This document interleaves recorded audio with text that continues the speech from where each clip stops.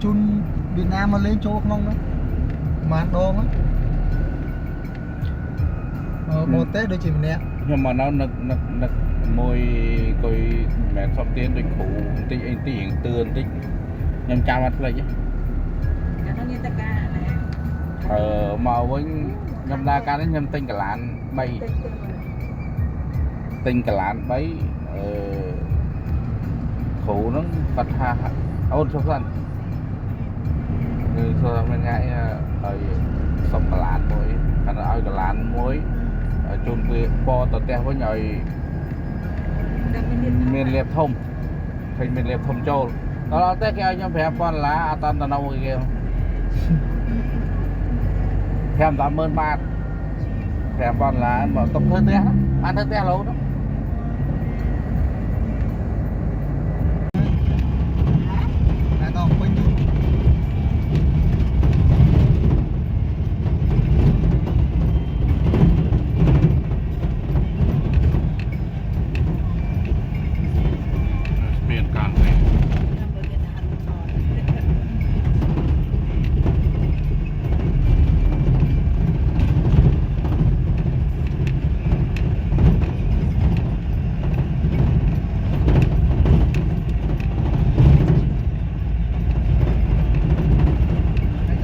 chỉ cắt một naga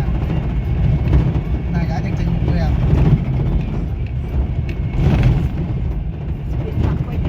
nó xuyên con này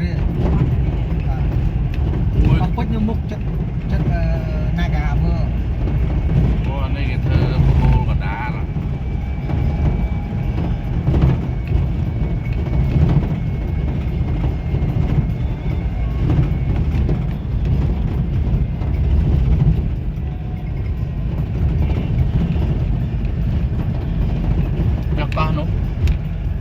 thòn khang nè thòn khang như song xuyên chùi vá nó xuyên chùi vá và nó đánh con cha mà đánh song xuyên chùi vá màu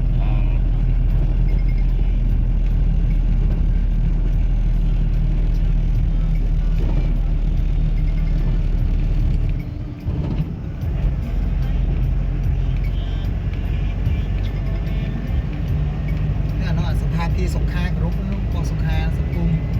tha kia sọc cung nó tôi một ven nữa tôi luôn với đá sọc hai và rút có sọc cuông được chân bị trôi chất nào hoặc là anh tật lên lấy cái bị thừa kia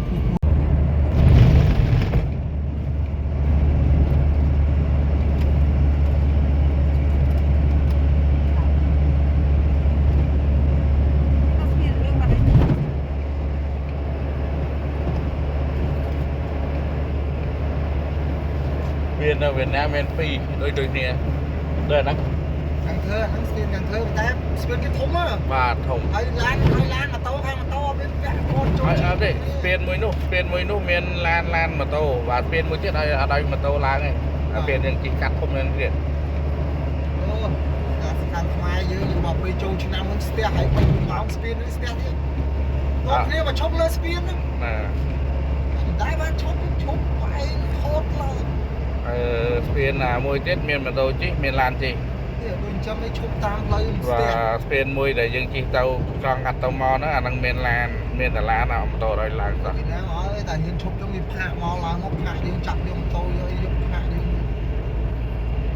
mà tôi rồi thì không môi ấy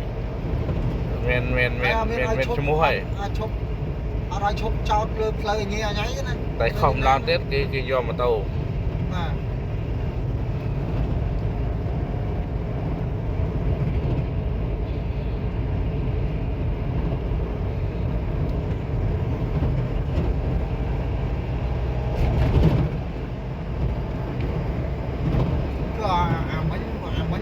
chân đấy mà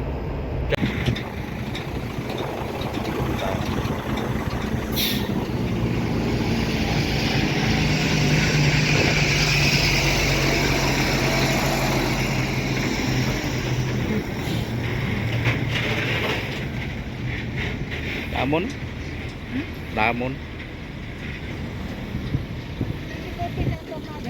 tôi bị đá mà tô mà lại bị chìm trôi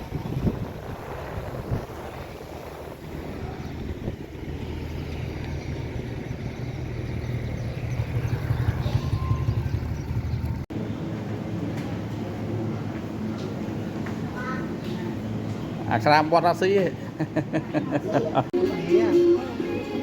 แก้มนี่ได้ไหม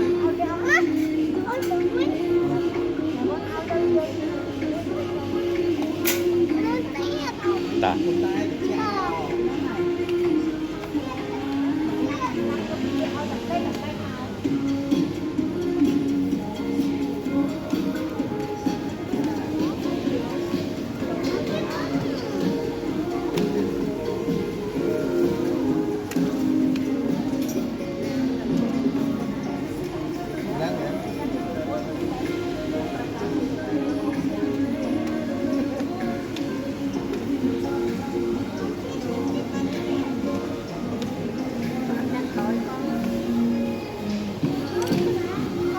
Sao đã khỏi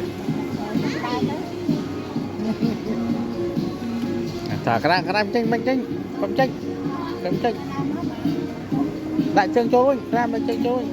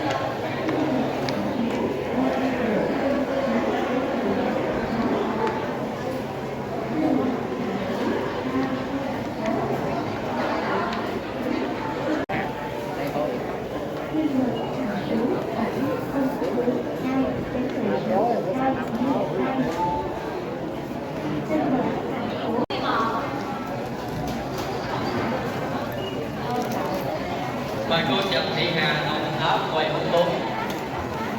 Xin nhắc lại qua đây Nguyễn Thị Chính là thể con to nó quay 40 ngọn.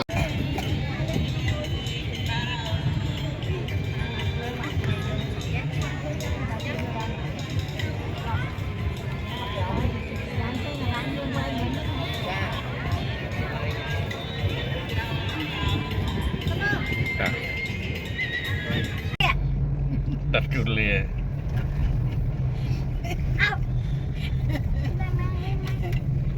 mơ ô lại ní thang kiaประมาณช้อน kaki lah, kaki. អត់ទេនៅវៀតណាមខ្ពស់ជាងគេ89ជាន់មកខ្ញុំទៅថ្ងៃមុនហ្នឹងទៅអាទិត្យមុននេះខែមុនទៅកន្លែងទៅសៃកងអាគេខ្ពស់ជាងគេ89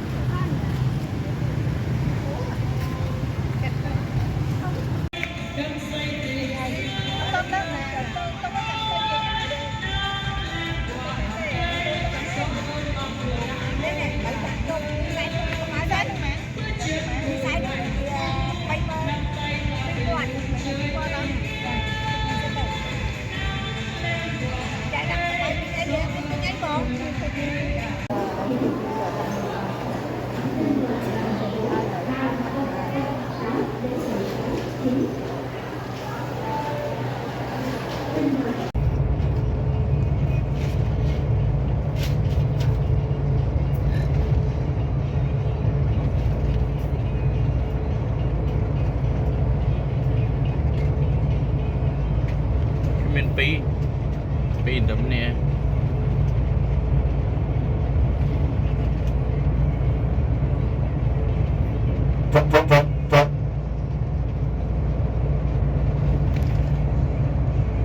ទីនេះសម្រាប់តឡាទីទេអាស្ទីនោះមិនដល់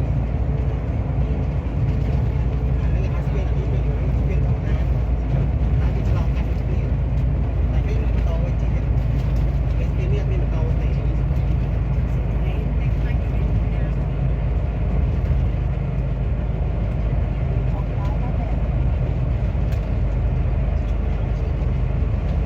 mình làm đây rồiเนี่ยคันใจเราเยอะหรอโดยเป็นในเรื่องอัดคันใจเราของซื้อ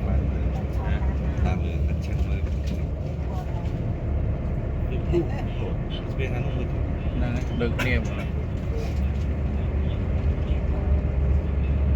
ភ្លុះអានោះមួយខាងនេះមួយតែពេលនេះអត់មានម៉ូតូជិះនោះមានម៉ូតូជិះខាងនោះ